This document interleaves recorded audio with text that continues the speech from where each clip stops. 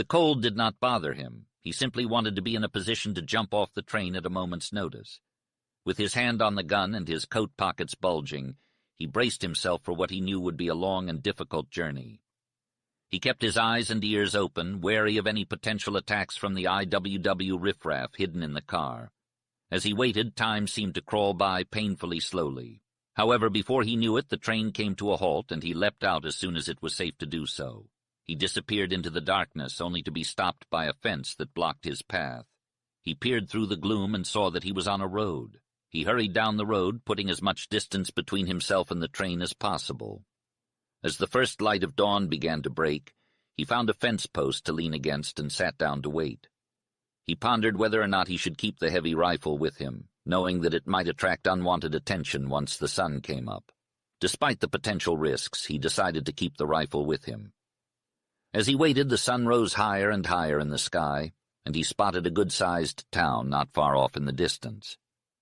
Feeling restless and eager to move on, he decided to make his way toward the town. Despite the early hour, he pushed forward, hoping to find a way to hire an automobile and continue his journey. As he neared the outskirts of town, Stan ran into a farmer boy. He asked the kid where he was and was told that he was in Connell. Stan then came across a blacksmith who was up and about early. The blacksmith was clearly a Yankee and proud of it.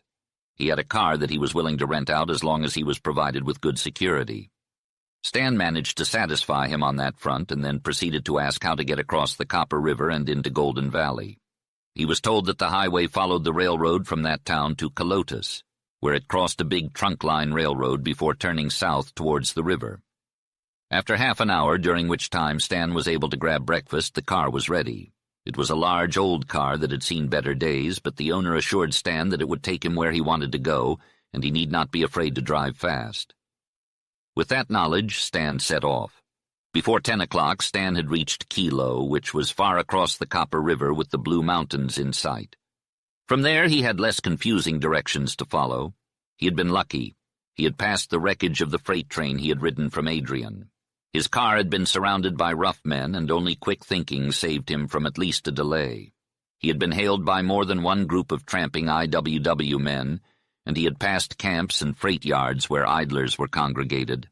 And lastly, he had seen a pall of smoke from a forest fire far across the valley. He was going to reach many waters in time to warn Smith, and that fact filled him with strange exultation. When it was all said and done and he had the $80,000 deposited in a bank, he could feel that his gray, gloomy future would have several happy memories. The thought of how Marcia Smith would feel towards a man who had saved her father was too rich and sweet for Stan to dwell upon. As the morning slowly crept towards noon, Stan drove his car away from the lush green bottomlands that were filled with orchards and gardens that would make anyone's eyes light up. He noticed that the towns were becoming fewer and fewer as he continued on his journey. Stan stopped in Huntington to get some water, but as he was getting ready to leave, a man ran out of a store and came towards him in a hurry. "Message on the phone, IWW, big trouble," the man exclaimed, clearly agitated. "What's the message?" Stan asked calmly, trying to keep his cool. "It just came from Vale. Smith, the rancher, called and said that his daughter has been kidnapped by the IWW and they're in his car. He's asked for men to be sent out on all roads to stop them," the man explained. Stan's heart skipped a beat. He knew that anything could happen to him on this day. He reached inside the car to grab his rifle and quickly assembled it. "What else did Smith say?" he asked, his voice sharp. "He said that the car would likely head towards the hills where the IWW are camped," the man replied calmly. "Which road leads to the hills from here?" Stan asked urgently. "Take the left-hand road at the end of town. Drive 10 miles and you'll come to a fork. That's where the IWW will turn off to go up into the foothills. Smith just called. You can head off his car if it's on the hill road, but you'll have to drive. Do you know Smith's car? Don't you want men with you?" "I don't have time for that," Stan called out as he jumped into the car. "I'll send cars all over," shouted the man as Stan sped away. Stan's eyes, hands, and feet were all hurting from the intense strain of driving at such high speeds. He was completely focused on the task at hand and knew that he had to guide the car as fast as it could go. As he left Huntington behind, he saw 2 blurry streaks of houses in his rearview mirror. The road ahead was open and slightly rising. The wind was so strong that it felt like it was suffocating him. The car was making a loud humming noise. Stan's heart was racing, and he felt like it was swelling and tightening in his chest. His thoughts were racing, and he was filled with a mixture of fear and a strange sense of certainty. He had a feeling that luck was on his side. Every circumstance had led to this moment, and he felt like fate was guiding him. He drove past fields of wheat and narrowly missed hitting a wagon and some people on the road. Then, in the distance, he saw a signpost for the Forks. He gradually slowed down as he approached the crossroads and got out of the car to look for fresh tracks turning right. But there were none. If Smith's car was coming, he would have to wait for it. Stan started driving again, but at a reasonable speed, with his eyes fixed on the road ahead. It was empty and sloped down for a long way before making a wide curve to the right. Just as he was scanning the road ahead, he saw a big red car coming around the bend. It was Smith's car. "I see it," he cried out, feeling his heart race. "It's not a dream, and I'll stop it." He had the advantage. He would drive at a reasonable speed, find a narrow spot on the road, stop his car to block the way, and then get out with his rifle. The other car was getting closer and closer, but he remained calm. He slowed down and turned halfway across the road before coming to a stop. When he got out of the car, he saw that the other car was still a couple of 100 yards away. He watched as the driver slowed down.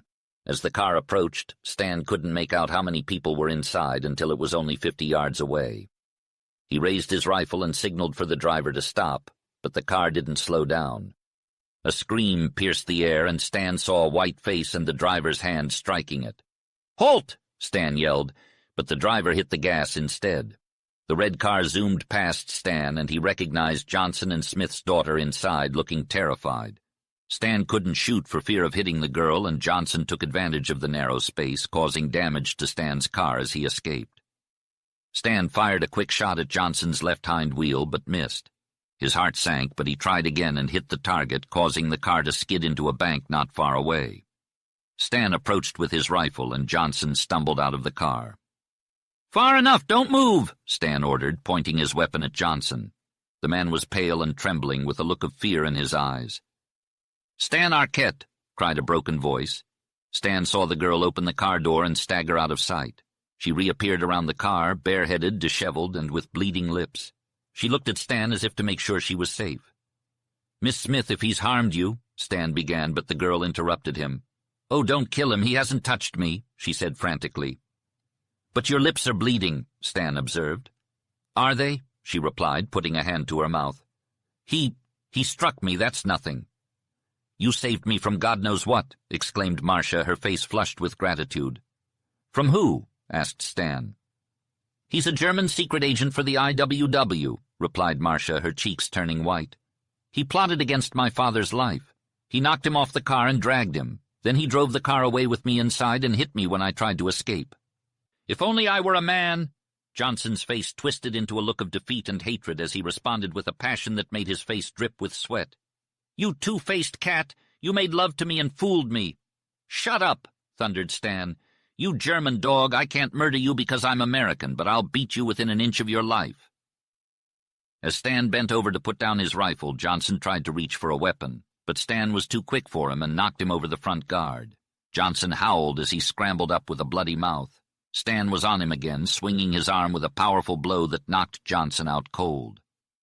"Come on, German, get out of the trench," shouted Stan as Johnson thrashed and crawled, trying to get up. Johnson flung a rock at Stan, narrowly missing him, and continued swinging wildly at his adversary. Stan's passion boiled over as he tasted the salt of his own blood. He had to get his hands on this German, and when he did, a strange and terrible joy was liberated in him. No weapon could have sufficed. Johnson's punches barely registered with Stan as he fought back with all his might, swinging and choking until he had Johnson pinned down on the bank. He continued to beat him until he was a bloody mess, only stopping when a distant cry caught his attention. Miss Smith was pulling at him, begging him to stop. Her pleas finally got through to Stan, and he released Johnson and allowed the girl to lead him away. Breathless and shaken, Stan realized Johnson was still alive but in bad shape. Miss Smith leaned against the car, recovering from the ordeal. Her eyes were fixed on Stan, and she murmured her gratitude for his arrival. She explained that Thompson, whose real name was German, was taking her to the IWW camp in the hills. Stan quickly took action, binding Thompson's hands with a leather belt and rolling him onto the road. He knew they had to act fast before encountering any more IWWs. Luckily, Miss Smith's car was still functional, and after changing a flat tire, they loaded Thompson into the back seat. With Thompson as their prisoner, Stan and Miss Smith drove off, relieved to be out of harm's way.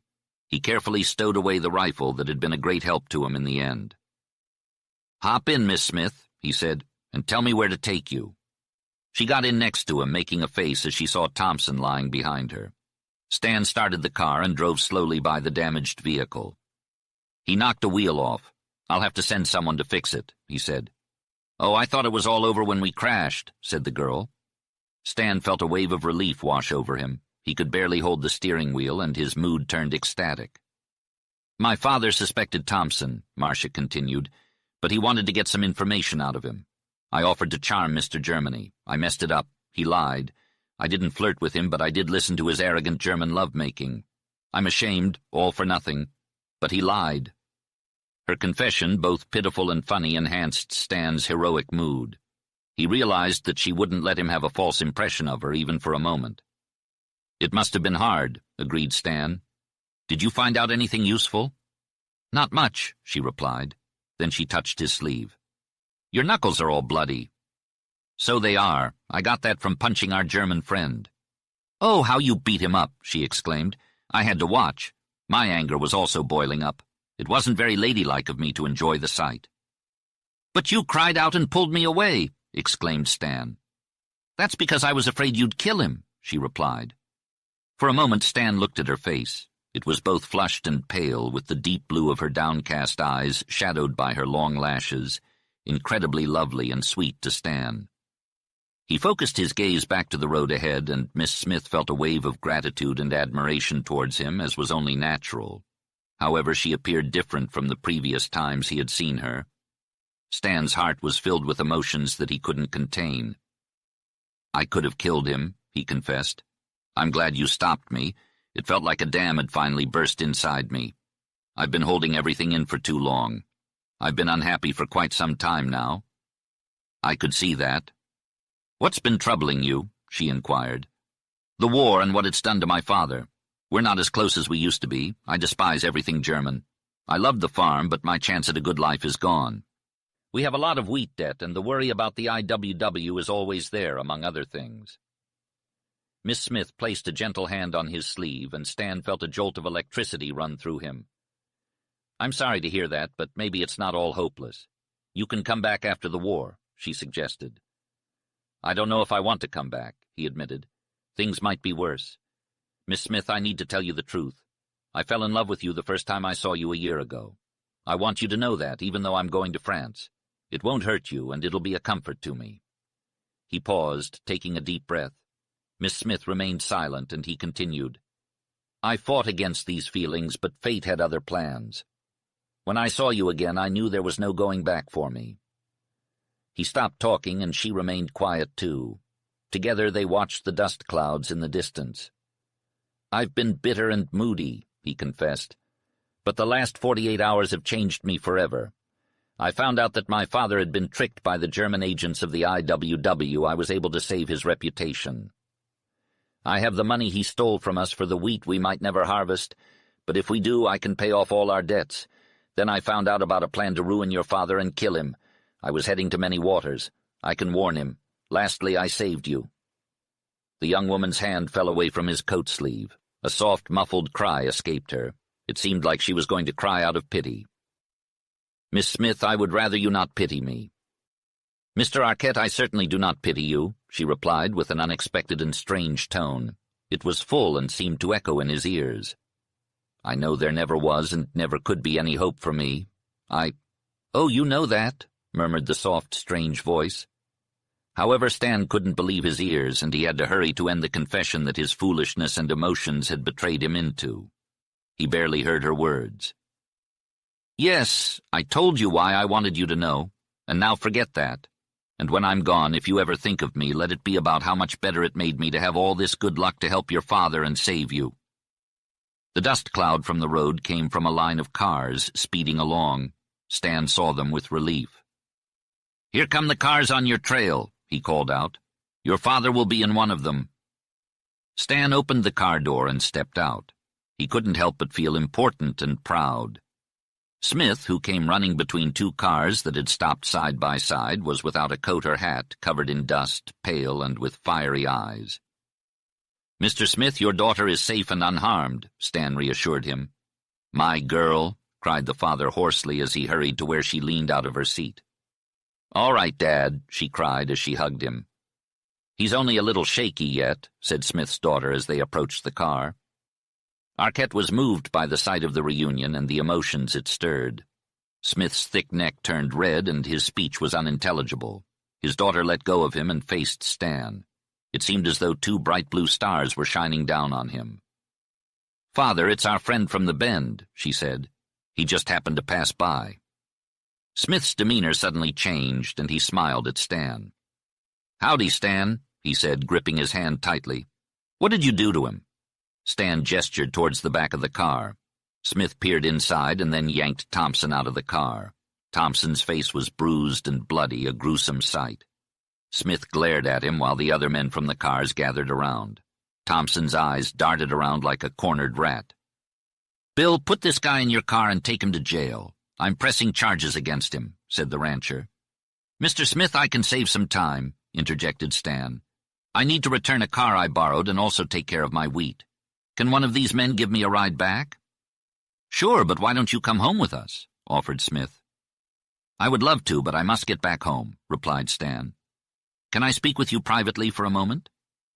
He pulled Smith aside and told him about the $80,000 he was carrying and showed him the bulging pockets of his coat. Then he asked for Smith's advice. "I would deposit the money and wire the Spokane miller," advised the rancher. "I know him, and he'll keep the money in the bank until your wheat is safe. Go to the National Bank in Kilo and mention my name." Stan also revealed the plot against his life and fortune to Smith. "The IW and German intrigue are all in the same class as Newman," the rancher growled. "But I'm forewarned, and that's forearmed. I'll beat this outfit at their own game," he said to Arquette. They walked back to Smith's car, and Stan reached inside for his rifle. "Aren't you coming home with us?" the girl asked. Stan floundered. "Why, Miss Smith, I'm sorry. I'd love to see Many Waters, but I can't go now. There's no need. I must hurry back to my troubles." "I wanted to tell you something at home," she said shyly. "Tell me now," said Stan. She gave him a glance that made him feel like wax before her blue eyes. She wanted to thank him, but he knew it would only make his ordeal harder. "You won't come?" she asked, her smile wistful. "No, thank you ever so much," he replied. "Will you come to see me before you go to war?" "I'll try. But you must promise. You've done so much for me and my father. I want you to come to see me at my home." "Then I'll come," he replied. Smith got into the car beside his daughter and put his big hands on the wheel. "Sure he'll come, or we'll go after him," he declared heartily. "So long, son." Chapter 11. In the late morning of the following day, Stan Arquette finally arrived home.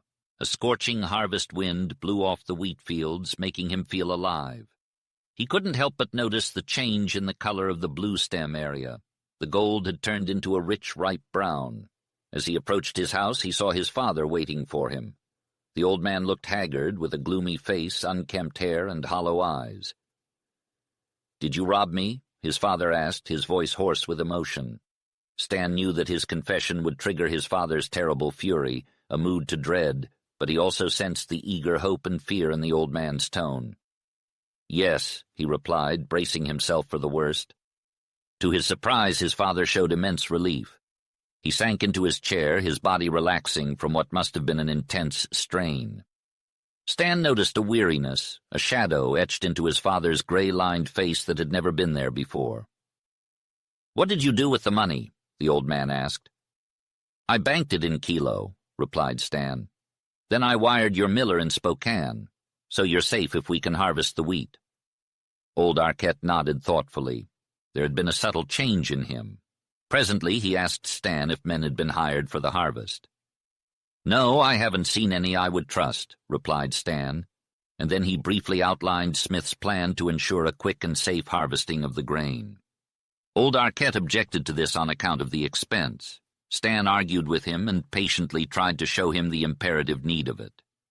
Arquette apparently was not to be won over. However, he was remarkably mild in comparison with what Stan had expected. "Father, do you realize now that the men you were dealing with at Wheatley are dishonest? I mean with you. They would betray you," Stan said. Old Arquette had no answer for this. Evidently, he had sustained some kind of shock that he was not willing to admit. "Look here, Father," went on Stan in slow earnestness. He spoke in English because nothing would make him break his word and ever again speak a word of German. And his father was not quick to comprehend English. "Can't you see that the IWW means to cripple us wheat farmers this harvest?" "No," replied old Arquette stubbornly. "But they do. They don't want work. If they accept work, it is for a chance to do damage. All this IWW talk about more wages and shorter hours is deceit. They make a bold face of discontent. That is all a lie. The IWW is out to ruin the great wheat fields and the great lumber forests of the Northwest," Stan explained. "I do not believe that," declared his father stoutly. "Why are they doing this?" Stan cautiously asked. He knew that the subject was sensitive. "It doesn't matter why," replied Arquette dismissively. "What matters is that we need to protect our wheat. Will you let me manage the harvest?" Stan pleaded. "I won't believe it," stubbornly replied Arquette. "They're against rich men like Smith, not me or my wheat." "You're wrong," Stan argued. "I'll prove it to you soon. But in the meantime, let me prepare and outwit them. Will you let me?" "Go ahead," gruffly replied Arquette. Stan was amazed and delighted to gain this concession and set about his plan immediately. He changed his clothes, ate, and saddled his horse to visit his farmer neighbors. The day was full of experiences. Jerry, the foreman, was patrolling with a shotgun, looking like a sentry. "Some goings-on," he grinned. "Since you left, there's been 116 IWW tramps along this road." "Have you had any trouble?" inquired Stan. "Well, I reckon it wasn't trouble, but every time I took a shot at some sneak, I broke out in a cold sweat," admitted Jerry. "You shot at them?" Stan asked incredulously. "Sure did. 2 of them even shot back," replied Jerry. "I need some rest." "I'll relieve you tonight," promised Stan. "Doesn't the wheat look great?" he added, trying to change the subject. "Well, I reckon," replied Jerry. As I was walking along, enjoying the quiet and stillness of the air, I couldn't help but hear the sound of the wheat cracking. It was ripening quickly, and it looked like it was going to be the biggest crop we've ever had. But when I think about how we'll harvest it all, I can't help but feel a sinking feeling in my gut. That's when my friend Stan came up with a plan. He explained it to our foreman, who eagerly approved, and we knew that our neighboring farmers would be willing to help out.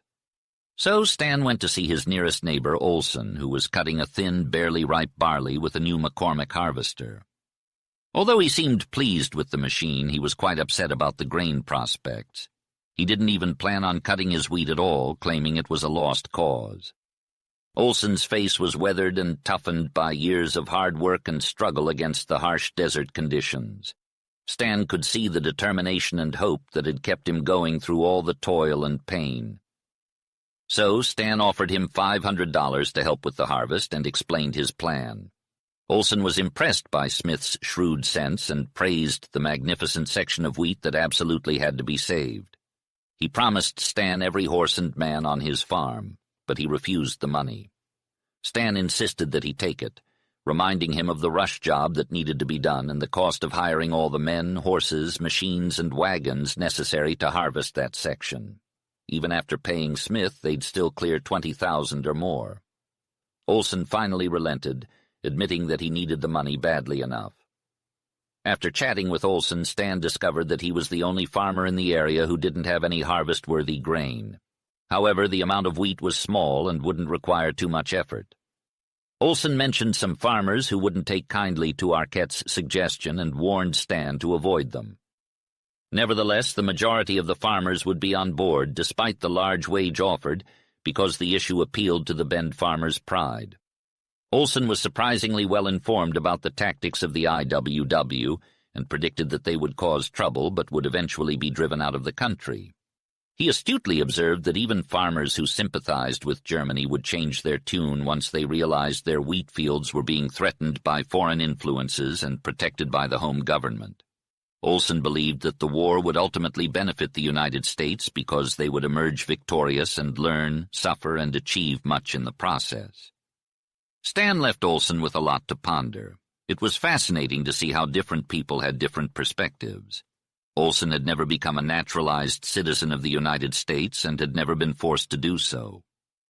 Nevertheless, his love for his wheatlands demonstrated his understanding of the worth of the United States and his loyalty to it.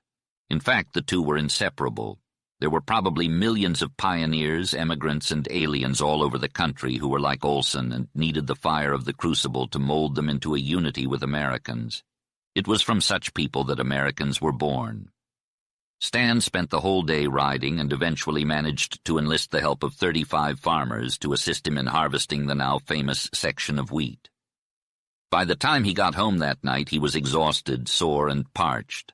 The father had clearly doubted the willingness of their neighbors to abandon their own work for the Bend. The Bend required labor every hour of every season, whether the yield was rich or poor. However, he was moved by the facts presented to him. His face, once shaded with gloom, had a moment of light. "They will make short work of this harvest," he said thoughtfully. "I should say so," retorted Stan. "We'll harvest and haul that grain to the railroad in just 3 days." "Impossible!" exclaimed Arquette. "You'll see," declared Stan. "You'll see who's managing this harvest." He couldn't help but feel a burst of pride. For a moment, the great sense of calamity that had haunted him for so long faded into the background. It seemed certain that they would save this splendid yield of wheat. This meant so much to Stan: freedom from debt, the love of harvest, and loyalty to his government. He realized how strong his need was to prove he was American to the very core of his heart. He didn't understand why he felt this way, but he felt it nonetheless. After eating dinner, Stan grabbed his rifle and went out to relieve Jerry. "Only a few more days and nights," he exclaimed to his foreman. "Then we'll have all the harvesters in the country right in our wheat." "Well, a lot can happen before then," declared Jerry pessimistically. Stan was suddenly brought back to reality. However, questioning Jerry did not reveal any new or immediate cause for worry. Jerry appeared tired out. "You go get some sleep," said Stan. "All right, Bill's been dividing this night watch with me. I reckon he'll be out when he wakes up," replied Jerry as he trudged away. Stan shouldered his rifle and slowly walked along the road with a strange sense that he was already doing army duty and protecting property which was both his own and his country's. The night was dark and cool, with stars shining bright in the sky. A faint breeze rustled the wheat, and in the distance a hound bayed. The road stretched out into the darkness, pale and yellow. In the silence and loneliness, an invisible presence seemed to surround him, an immense force that stirred within him. It was life itself, and he felt it all around him, in the ripening wheat and in memories of his old father and Marcia Smith. He had not thought much of Marcia in the past few hours, but now she came back to him, a spirit that matched his steps and a shadow under the stars. He thought of her sweet, wonderful young womanhood and how he had been given the chance to save her from harm or death. He had served her father, and the gratitude in her eyes had been infinite. She had given him a separate and distinct place in her mind, apart from all others she knew. He had preserved her happiness and the happiness she would one day bestow upon some lucky man. He loved her, but he had no regrets, jealousy, or fear. His confession had brought relief, and he was content to know that he had transformed his relationship with her. Her presence, her beauty, and her piercing blue gaze were etched into his memory. The faint smile on her lips remained with him, causing his heart to flutter with emotion. He had made a promise to her, a promise to see her again, to give her the chance to express her gratitude. Stan knew he had to keep his word, but he wished he didn't have to. He didn't ask for anything more. Seeing her again might bring him joy, but it could also bring him pain. So he walked down the long, silent road, pausing every so often to listen and watch for any signs of danger. The night was melancholic, hinting at the upcoming fall season. Soon he would be walking the beaten path of a training camp, with the sound of a bugle in his ears and the commotion of thousands of soldiers around him. He would then find himself walking the deck of a ship, looking back at the moonlit water trailing behind him, listening to the haunting sound of the ocean. And before he knew it, he would be standing on foreign soil, surrounded by the horrific sounds of war. No matter how far he went, he knew that Marcia Smith would always be with him. During his long hours of vigil, Stan realized that his love for Marcia Smith was intertwined with a deep need he had grown to feel. It was a need of his heart and his soul.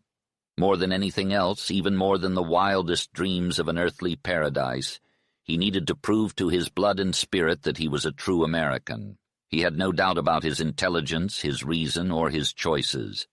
Deep within him, Stan held a secret that he knew came from his mother, who had given him life.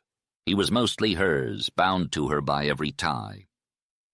When the World War broke out, Stan was in college. His name, fair hair, and fluency in German made him the target of many a hint and veiled sarcasm that stung him like a poisoned brand. The war spirit was unjust, changing the minds of men and women. Though Stan had always believed in himself, the terrible scenes with his father had shaken him to his core. He felt the blood tide drawing him back, even as he fought to be an American. He knew his hatred of everything German was wrong, but he couldn't help it. He understood the difference between the motives and means of the German war and those of the other nations, but he couldn't help feeling torn. Stan's greatest fight was with himself. He had material difficulties and a love that seemed hopeless, but they had transformed him, giving him wings. He knew there were many other boys and girls like him in America, divided between their parents and their country. Many parents were faithful and obedient, but they had to see their favorite son go out to fight against all they had held sacred.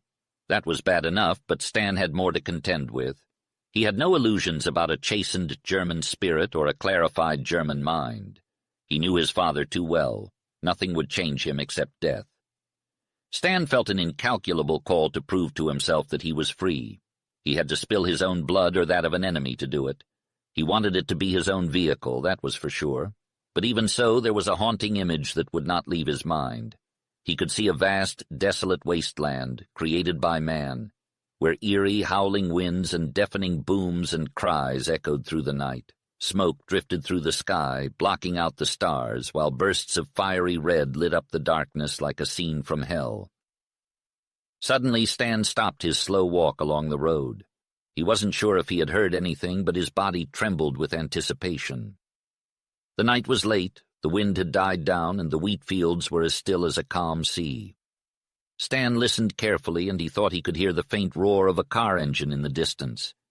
But it could have been a train. Sometimes he heard sounds like that in the silence of the night. Then he heard it again, a rustle in the wheat, a soft thud that could only be made by something heavy hitting the ground. He listened, turning his ear to the wind, and then it hit him. Someone had thrown phosphorus cakes into the wheat fields. He held his breath and peered down the dark road, his heart pounding, his hands gripping the rifle. And when he saw a shadowy figure moving towards him, he shouted, "Halt!" The figure hesitated for a moment, then darted away with quick, silent steps. Stan fired one shot, then another, and a third time, aiming as best he could in the darkness. The figure either fell or disappeared into the shadows. Stan heard his men shouting excitedly, calling out to him. He urged them to come to him, then cautiously made his way down the road, scanning the ground for any sign of the figure. But he found nothing. In the end, he had to accept that his aim had been off in the darkness. Bill arrived to take over for Stan, and the two of them patrolled the road for a mile without spotting any suspicious figures. Daylight was nearly upon them when Stan departed to catch a few hours of much-needed rest. Chapter 12. The next day was scorching, one of those rare days where the wind feels like a furnace as it roars over the wheat fields. The sky had a steely look to it, and the sun was blazing like copper. It was the kind of day that would bring the wheat to its peak. During breakfast, Jerry mentioned that fresh auto tracks had been made on the road overnight, and the dust and wheat around the great field showed signs of fresh trampling. Stan believed that someone had deliberately attempted to destroy the Arquette wheat field. He ordered all hands out to search for the dangerous little cakes of phosphorus. Finding them was no easy task. The wheat was almost as high as a man's head and very dense. Making a path through it without trampling it down required care and time. Moreover, the soil was soft, and the perpetrators had perfectly matched the color. Stan almost stepped on one of the cakes before he saw it. His men were slow in finding any. However, Stan's father seemed to walk right to them, for in a short 100 yards he found 3. These cakes caused a profound change in this gloomy man. He didn't utter a word, but he became animated by a tremendous energy. The search was discouraging. It was like hunting for dynamite bombs that might explode at any moment. All of Stan's fears of catastrophe returned fourfold. The intense heat of the day, which would ripen the wheat to bursting, would also sooner or later ignite the cakes of phosphorus. As Jerry scoured the field, he stumbled upon a cake that was far from the road, indicating that whoever threw it had a powerful arm.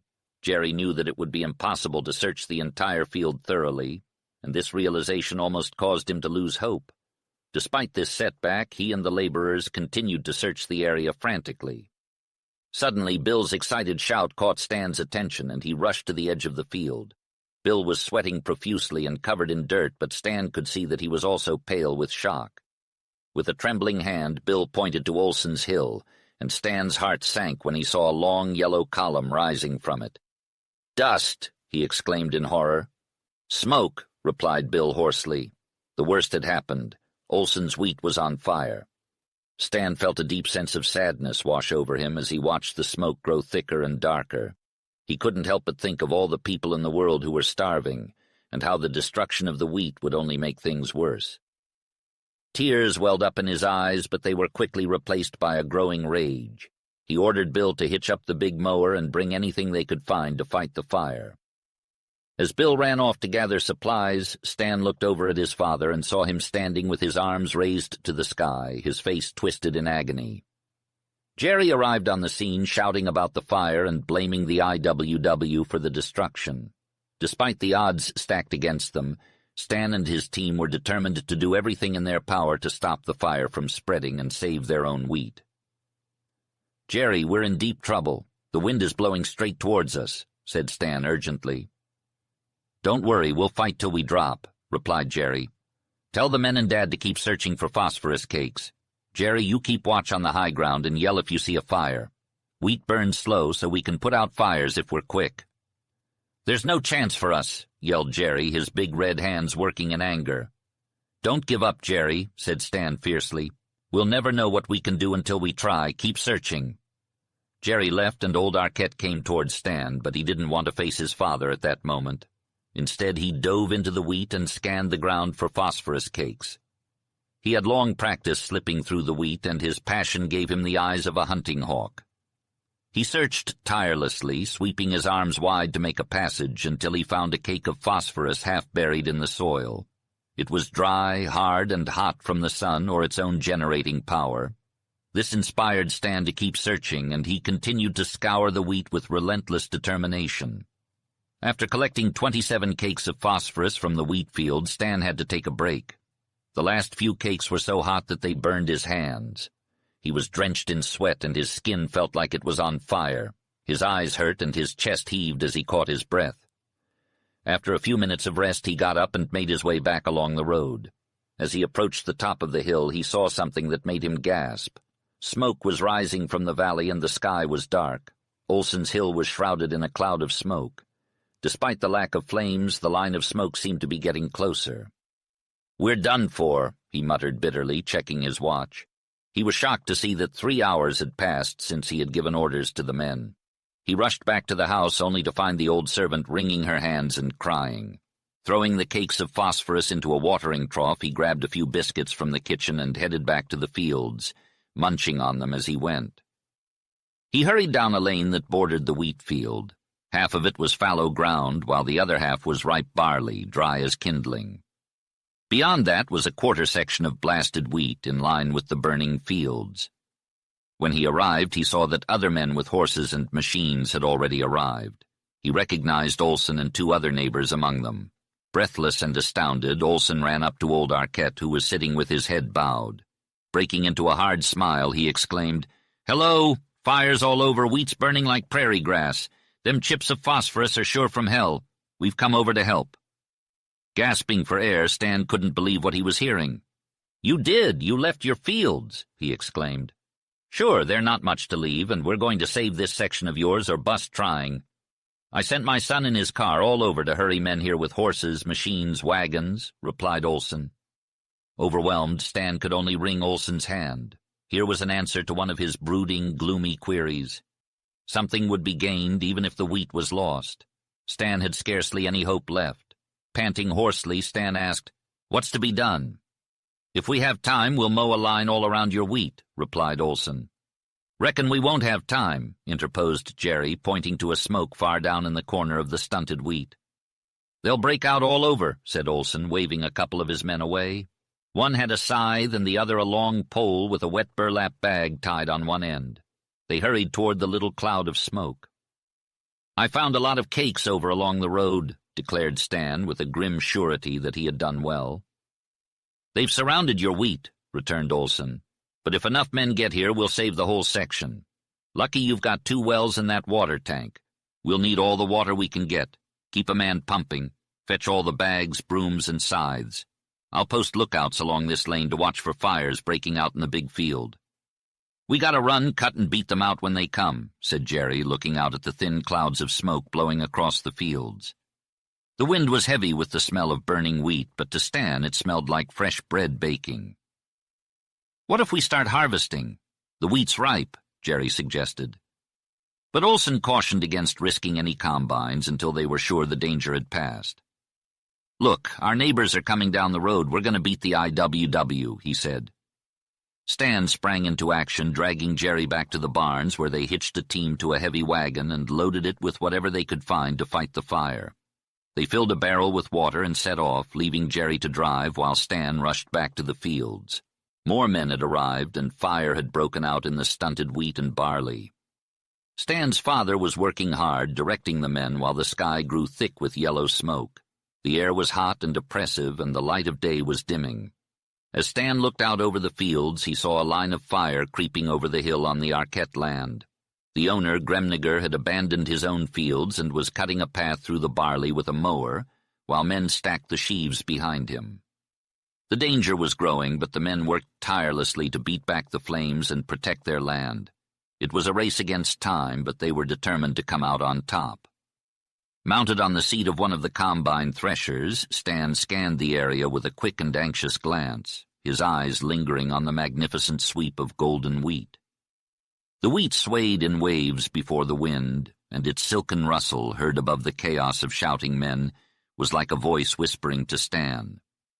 His fear began to subside, replaced by other emotions. He observed more and more farmers arriving in cars, wagons with engines and threshers, until the lane was packed with them and men were rushing around. Suddenly, Stan spotted a slender column of smoke rising above the wheat in front of him, heading towards the highway. This was the first sign of fire in the vast area that so many farmers had come to protect. He yelled for help, leaped off the seat, and ran with all his might towards the spot. Forging through that thick wheat was almost as challenging as battling waves. Jerry came running behind him, waving a crude beater, and they both reached the fire simultaneously. It was a small circle, burning slowly. Stan rushed in frantically, tearing and stamping as if the hissing flames were serpents. He burned his hands through his gloves and his feet through his boots. Jerry hit hard, cursing as he swung, clearly feeling as though he was battling the IWW. In no time, they extinguished the little fire. Returning to his post, Stan watched until he was summoned to help in the stunted wheat. Fire had crossed and had taken hold of Arquette's lower field. Here the wheat was withered, and so it burned all the more intensely. Horses and mowers had to be moved to the intervening barley field. The scene was enveloped in a strange, smoky and crimson darkness. The glow of the fire flickered in red lines and shapes, expanding in size and length, intersecting and intertwining with black silhouettes of threshers relentlessly pounding the flames. As Stan searched for his father, he found him working frantically. Despite Stan's warnings to not overexert himself, his father didn't hear him. His resounding shouts added to the cacophony of cries, shouts, and blows, along with the howling wind that stoked the flames. Stan was tasked with extinguishing the fire in the cut wheat. He stood amidst the flames, which licked at his boots. He was amazed at how persistent the fire was, how it crept along, devouring the mowed wheat. The men who were available were unable to contain it and keep it from the standing grain. When it reached this point, it erupted into a blaze, roaring and burning like a wildfire in the grass. The men were forced to retreat, threshing and beating the flames, but to no avail. Stan was consumed by despair. There seemed to be no hope. It was like being in hell. The light shone brightly, revealing the black, frenzied forms of the fighters and the clouds of yellow smoke, merging and drifting, transforming into dark clouds that soared high. Before the fire reached the barley field, Olsen had sent 3 mowers abreast down its entire length. It was a wise decision, and if anything could save the day, it was this. The flames leapt forward, thin and high, stretching for a mile, and engulfed the last of the standing wheat before igniting the fallen barley. However, its speed was halted here. It had to inch its way along the ground. In desperation and unbridled fury, the small army of farmers and laborers, with no regard for their own safety, fought against the advancing fire like men whose homes, lives, and beliefs were being threatened with destruction. Stan's mind raced as quickly as his hands. Being in the front line of battle was an experience unlike any other. The scene was eerie, with darkness and uncertainty lurking around every corner. At times it was awe-inspiring, while at others it felt almost surreal. Many of Stan's neighbors were foreigners, including Germans, but they were proving themselves in this vital test.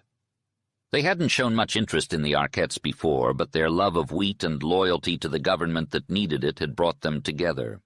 This was the Northwest's response to the IWW. If they could have caught the people responsible for the phosphorus trick, blood would have been shed. Stan sensed a nameless force in the fierce energy of the people around him. The dark, grimy faces, shining and wet under the light, the hoarse yell and answering shout all spoke of a common cause. His old father was working harder than 10 men, and the burly giant pushed ever forward in the lead. His hoarse call and strenuous action spoke of more than just a mercenary desire to save his wheat. The fire never made it across the swath of cut barley. It was beaten out as if by 1,000 men. As they rested where their last strokes had fallen, shadow and gloom enveloped them. The faint reflection of dying flames lit up the dark clouds of smoke over the hills, and it seemed as though the battle had been won. Then came the thrilling cry, "Fire! Fire!" One of the outposts came running out of the darkness. "Fire! The other side! Fire!" Olsen's yell rang out, and Stan ran with the gang pell-mell through the dark up the barley slope to see a long red line, a high red flare, and lifting clouds of ruddy smoke. Fire in the big wheat field. The sight inflamed him, carried him beyond his powers, and all he knew was that he became the center of a dark and whirling melee encircled by living flames that leaped only to be beaten down. Stan walked back with the exhausted crowd, feeling a cool breeze on his face. The fire that had engulfed the wheat fields was finally extinguished. The smoke was clearing up, and he could see a star shining through the clouds. The only other light he could see was a lantern far down the lane. He could see dark figures moving around it. The men around him were talking, their voices heavy with fatigue, but they all sounded relieved that the fire was under control. Suddenly, Jerry's voice called out to him, sounding hoarse and strained. Stan could see Jerry's lean figure standing in the light of the lantern, with a group of silent men standing in the shadows. As Stan approached them, Olsen joined them, and Stan could tell from the look on their faces that something was wrong. "We beat the IWWs, but—" Olsen began, but his voice trailed off. "What's wrong?" Stan asked, feeling a chill run down his spine. Jerry tugged at his sleeve and whispered, "Your dad overworked himself. Nobody could stop him." Stan knew then that his worst fears had come true. Jerry's face looked tragic in the faint light. "His heart gave out. He's dead," Olsen said solemnly. Stan pushed their kind hands aside and walked over to where his father lay, pale and motionless in the light of the lantern. His father's face looked peaceful, and there was a softness to it that Stan had never seen before. "Dead," Stan whispered in horror. "Father, oh, he's gone." Jerry tugged at his sleeve again. "I was with him," he said. "I heard him fall and groan. I had the light. I bent over, lifted his head, and he said, speaking English, 'Tell my son I was wrong.' Then he died." "That's it," Stan said as he stumbled away from the sympathetic foreman who had been whispering to him. He stepped out into the darkness and lifted his face up to the sky. It wasn't until his heart began to break that his father had finally changed. He meant that if he could do it all over again, he would be different, Stan whispered to himself. That was the one thing he needed to hear to reconcile with his father. The night had grown quiet except for the murmurs of the men and smoke that covered the horizon. Stan felt alone in the world, and a tightness in his throat held back a sob. He wished he could have spoken to his father, but he knew that nothing could detract from the truth of his father's last message. In the dark hours to come, Stan would hold on to that message to keep him going. Chapter 13. As the morning sun shone brightly, it revealed a vast and desolate expanse of land in the bend, encircling a single wheat field that was rich with golden grains. Stan Arquette's neighbor Olson stepped up in his usual practical and obliging manner to take care of Stan's affairs and make the necessary and challenging decisions. The priority was to harvest and transport the wheat without any delay. Meanwhile, the womenfolk arranged for the burial of old Bert Arquette, Stan's father. For the next day and a half, Stan remained in a daze of sorrow, moving about and sitting in solitude. His father was laid to rest beside his mother in the small cemetery on the windy hill, and slowly his mind began to clear. He avoided the crowd of harvesters camping in the yard and adjacent field, keeping to himself for the rest of the day. At sunset, he went to a secluded spot on the edge of the valley and watched with sad eyes as the last rays of sunlight faded over the blackened hills. For hours, Stan Arquette had been consumed with memories of his father, the love, the kindness, and the relationship that was now gone forever. He had been plagued with feelings of regret and reproach until the sun began to set, and the weight on his heart lifted. The next morning he headed out to the wheat field. What he saw there was truly remarkable, a scene unlike any other in the Northwest or perhaps anywhere else. The vast wheat field was covered in a thick cloud of dust, chaff, and smoke, and the air was filled with the sound of a deafening roar. Everywhere he looked he saw horses of all colors, bays, blacks, whites, and reds, pulling large painted machines that lifted arms and puffed straw. Immense wagons were piled high with sheaves of wheat, making their way to the smoking engines and threshers that sent long streams of dust and chaff over the lifting straw stacks. Other wagons followed the combines, picking up the plump brown sacks of wheat, while a string of empty wagons made their way in from the road. Olson, the man in charge, was running a crew of over 100 men, 30 combine threshers, 3-engine threshing machines, and 40 wagon teams. He had even stationed a guard around the field, as the unprecedented harvest had attracted many curious onlookers from nearby towns who had come in cars, on horseback, and on foot. Olson trusted no one he didn't know on that field. The wheat field itself was a maze of squares, angles, lanes, and curves, with big whirring combines passing one another, stopping and waiting and turning out of the way. Everywhere there were little patches and cubes of standing wheat, which soon fell before the onslaught of the smaller combines. There was no order to the chaos, just awkward halts, delays, hurries, and accidents. The wind blew clouds of dust and chaff, alternately clearing one space to cloud another. It was a remarkable sight to behold. The sound of battle filled the air as men and horses worked tirelessly to harvest the wheat. Delay was not an option, as it could mean the loss of valuable crops. Stan encountered Olson, who appeared to be covered in dust and sweat and was filled with fury. "Half of the crops have been harvested and over 20,000 bushels have already been taken to the railroad," exclaimed Olson. "We need to speed up." Confused, Stan asked, "Olson, I don't understand what's happening. This all feels like a dream." "Wake up. You'll be out of debt and a rich man in 3 days," replied Olson before walking away. In the afternoon, Stan worked harder than he had ever worked before. There was a lot to be done, and he wanted to do it all. This harvest wasn't just about his father's greatest wheat yield. It represented all the years, all the harvests, his father's death, the lifting of the old debt, and the days when he had worked barefoot in the fields. Despite the peace he felt, there was no hope in his heart. He knew that if he looked deeply, he would find the old dread that had always been there. Stan loved the workers of the field, and it was his responsibility to create a test for them, his neighbors who were under suspicion. He knew they were as true as the gold of the wheat that they were harvesting. This harvest was more than just a collection of crops. It was a symbol of something greater. It was American. Stan began to load bags of wheat into the wagons as they fell from the combines, working tirelessly alongside his fellow workers.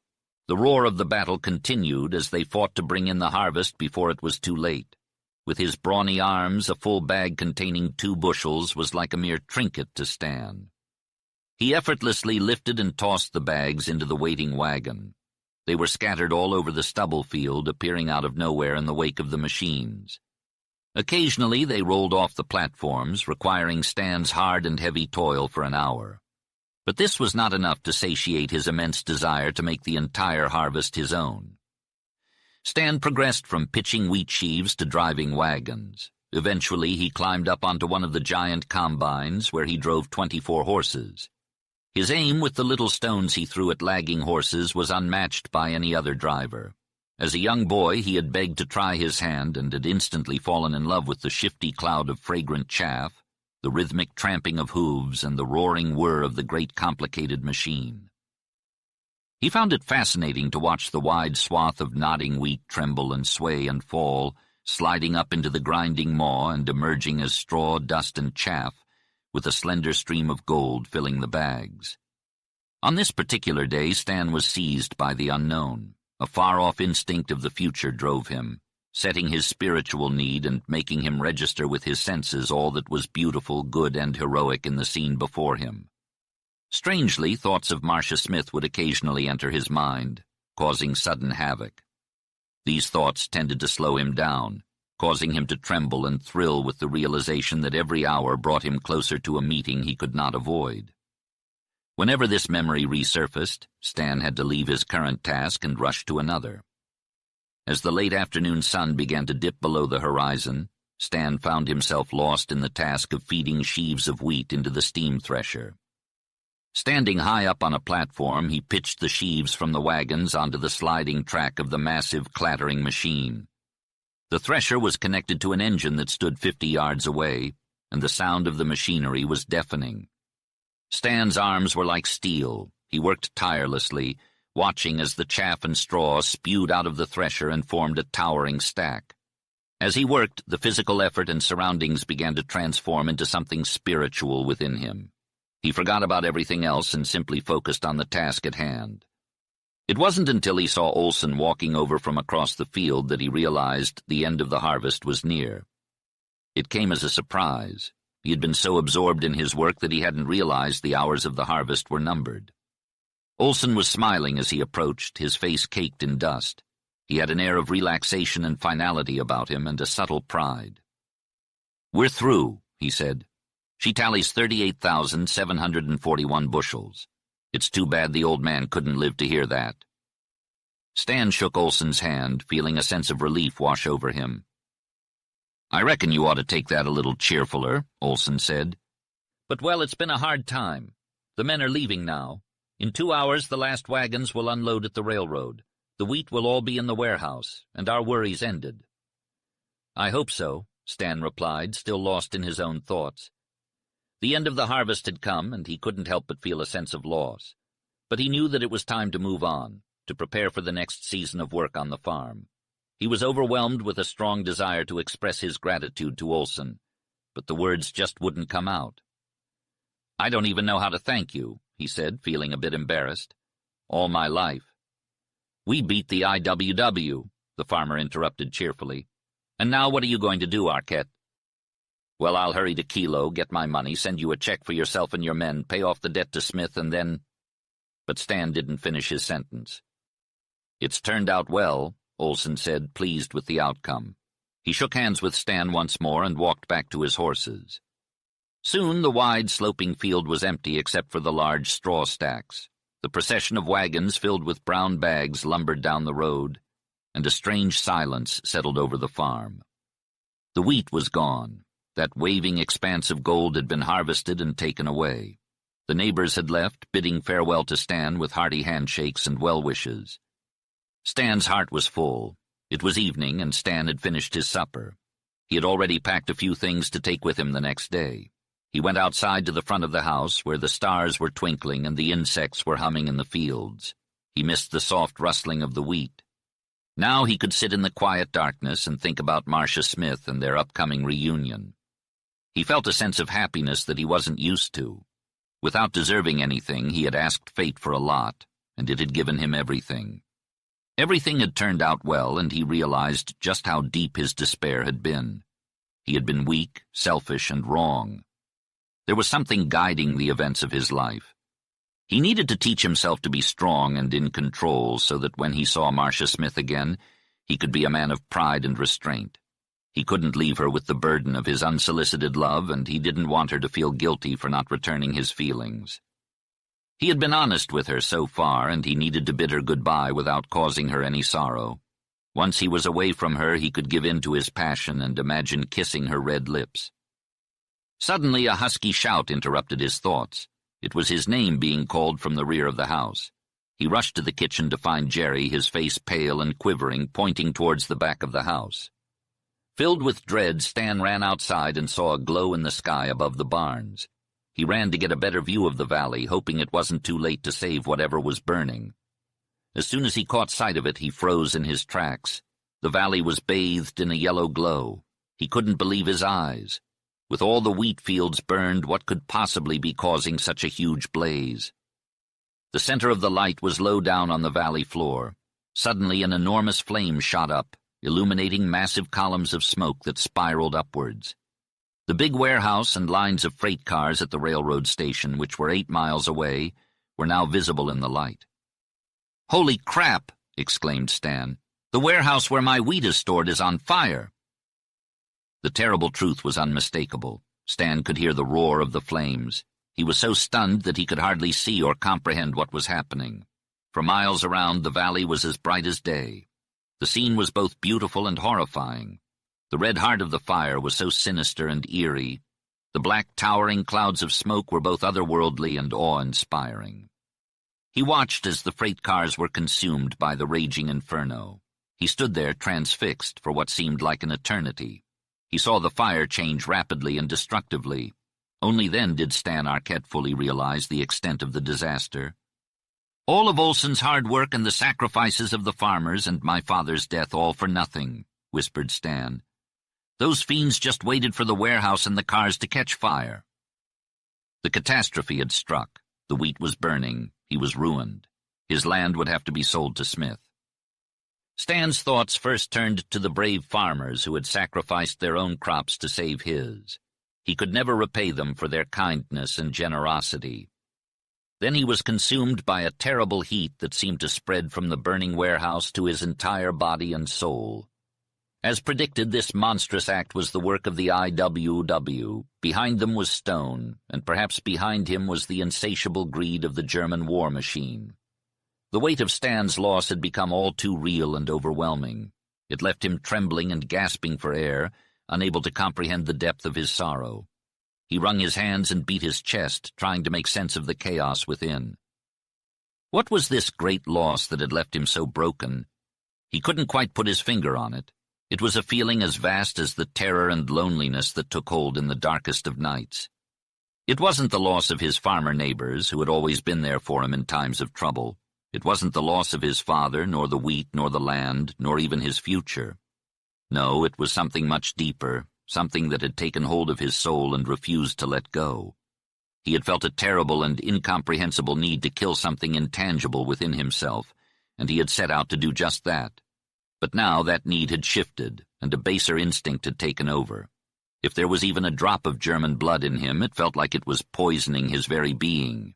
He longed to spill that blood, to repudiate the taint that threatened to consume him. But it wasn't just about that. It was about something much more primal, something that spoke to the very essence of who he was. He felt the fire burning within him, the same fire that had driven his forebears to battle and conquer. He didn't feel noble or righteous, but he felt powerful. He longed to be gifted with a genius for time and place and bloody deed, to have the war gods set him 1,000 opportunities to kill and kill and kill. He wanted nothing more than to destroy the hideous thing that was German, to beat it with his iron mace, cut it with his sharp bayonet, and rend it with his hard hand. Chapter 14. Stan hurried back to the house and ran into Jerry. He quickly instructed him to go and saddle 2 horses. Stan grabbed his revolver and a box of shells before throwing on his coat and heading to the barn. Jerry had already started leading out the horses by the time Stan arrived. It didn't take long for them to saddle up. Jerry was visibly excited and couldn't stop talking. Stan mounted his horse as Jerry bombarded him with questions that he barely had energy to answer. With a quick reply of "down the trail," Stan spurred his horse and was off. Jerry's fear echoed through the night as he chased after Stan, but Stan had no fear. He knew the trail like the back of his hand, even in the dark. His horse, a spirited colt, had not been worked in the harvest, and he was eager to run. The colt bounded down the winding trail, almost as if to prove Jerry's fears right. As they reached the burned wheat ground, the trail disappeared and Stan was at a loss for direction. But he didn't slow down. He heard Jerry's horse pounding behind him, trying to catch up. The colt's keen sight allowed him to jump over ditches and washes with ease. Stan let him go, and the ride became both perilous and thrilling. With nothing visible on the blackened earth, Stan relied on the contour of the hills to guide him towards the fence and the road. He didn't pull the horse too soon and waited for Jerry at the gate. When Jerry arrived, Stan yelled, "Here's the gate!" Excitement overtook Jerry, and he shouted, "Good road all the way now. Lickety-cut, then." The ride became a race, with Stan pulling ahead. The road, a broad, pale belt dividing the darkness, came into view, and Stan urged the colt to run. The wind cut short Stan's breath, and the colt's hooves thundered against the ground. The red flare of the dying fire drew closer, casting long rays of light into Stan's eyes. The colt was almost exhausted when they entered the circle of reddish flare. As Stan rode into town, he saw the bright glow of the elevators and boxcars burning to the ground. People were running around frantically, trying to put out the flames with brooms and buckets. The freight house and the station had both been ravaged by the fire, and even a nearby cottage was ablaze. The shrieks of frightened women and the hoarse yells of men echoed through the air. Jerry rode up to Stan, his face red in the fiery light. "Hey, it's you, Stan. Those sons of guns are burning down the whole town," he exclaimed, jumping off his horse. "Let me take your bridle. I'll tie up the horses. You go see what we can do to help." Stan ran around, feeling helpless and angry at the same time. All of the wheat was gone, and that realization made him feel sick to his stomach. He met some farmers he knew, but they were all speechless and just threw their hands up in despair. Finally, he ran into Olson, a little wheat farmer who was white with rage and carrying a gun. "Hey, Arquette, this is hell, isn't it? They got all your wheat," Olson spat out, his voice hoarse with emotion. "Olson, how did this happen? Weren't there any guards at the elevators?" Stan asked. "Yes, there were guards, but those IWWs drove them all away except for Grimm, and they beat him up pretty badly. No one had the guts to shoot," Olson explained. "If I see the stone, I'll kill him," Stan declared, his anger boiling over. "So will I, Arquette, but those guys are tough. They're over there on the side, watching the fire. A whole gang of them. As soon as I can gather some men, we'll drive them out of town," Olson promised. "I ain't no expert, but I reckon there's going to be a brawl if I'm right," said one of the men. "Hurry up, fellas, get your guns, move it," shouted another. "Not yet, Arquette, we're still fighting the fire. You and Jerry help out as best you can," replied a voice of authority. It was clear that there was a danger of more than one cottage burning down. The dry weather had made the shingles like kindling, and every spark that landed on them started a fire. Water was scarce in the region, and all wells and pumps had run dry.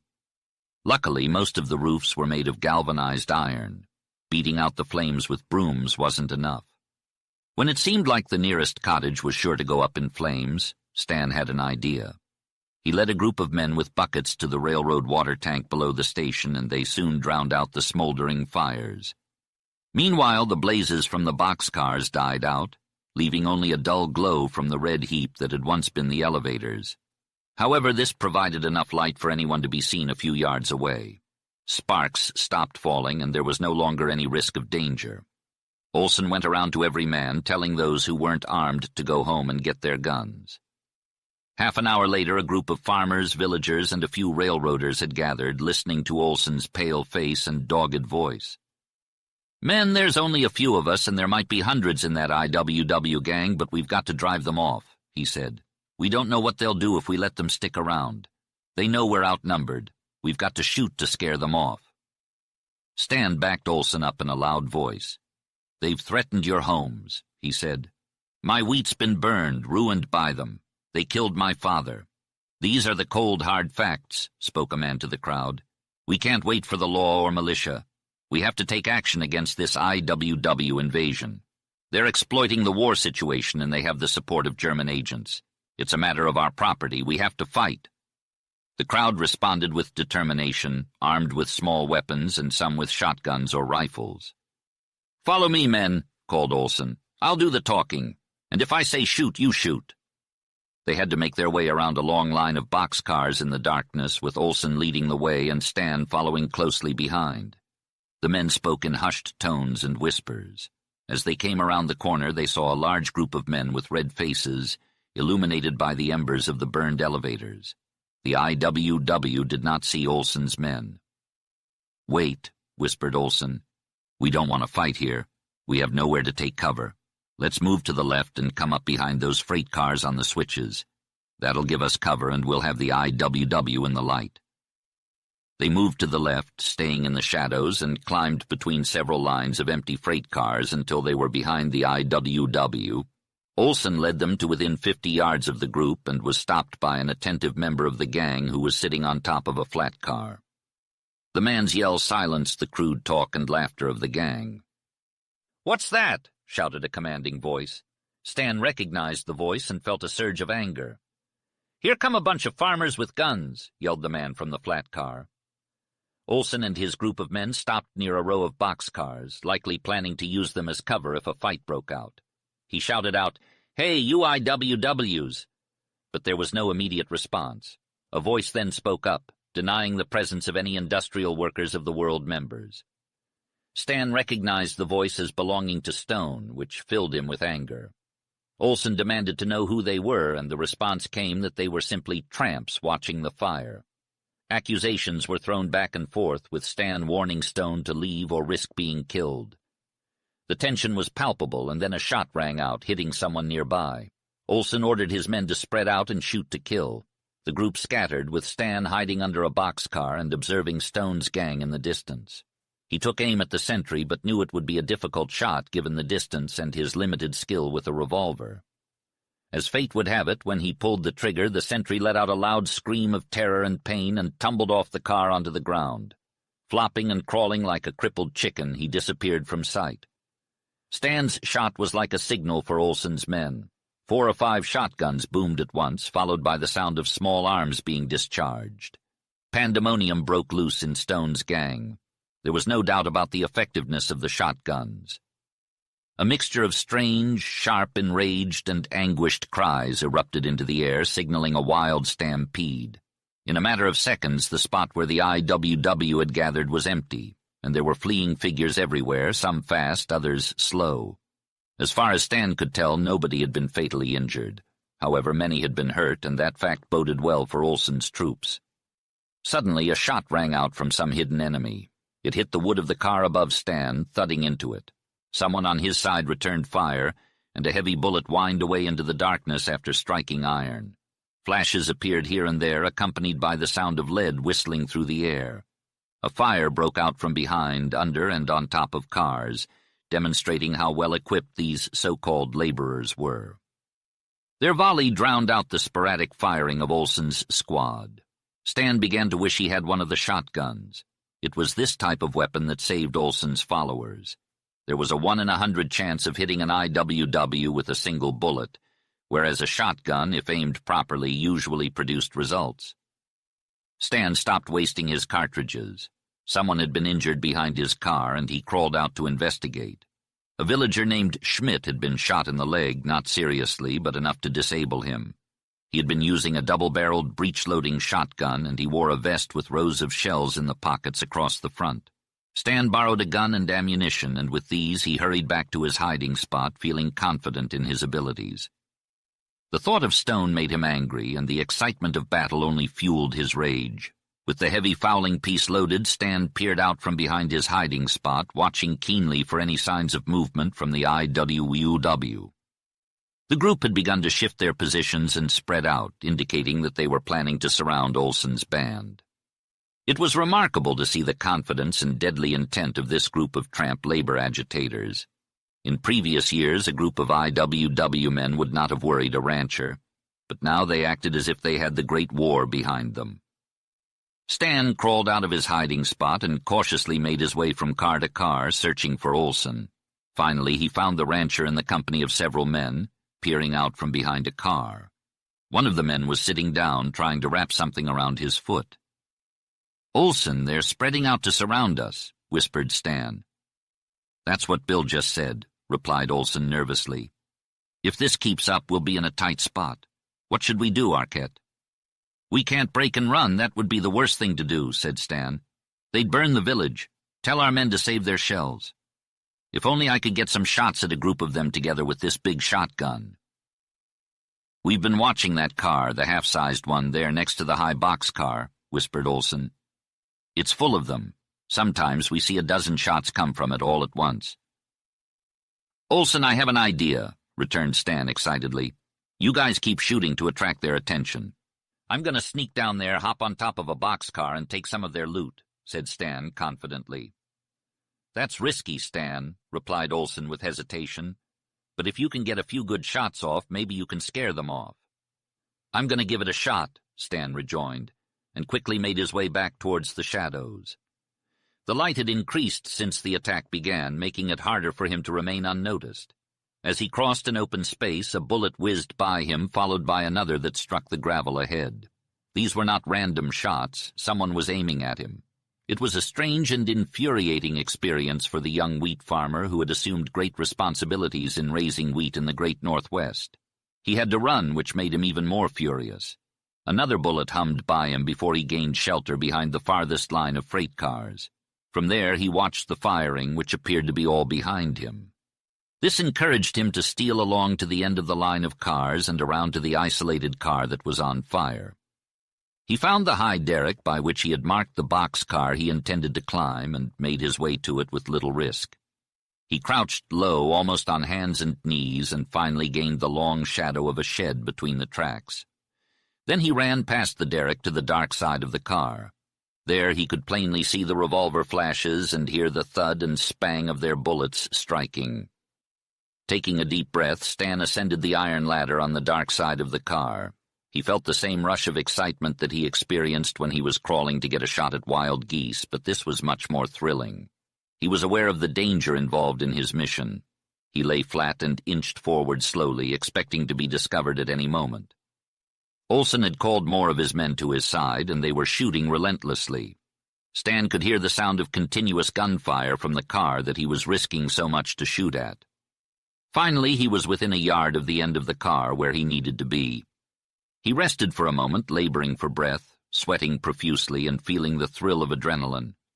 His plan was to raise himself on one knee and fire as many double shots as possible. He lifted his head to locate the car, which was half in bright light and half in shadow. It was about 60 or 70 yards away, full of men.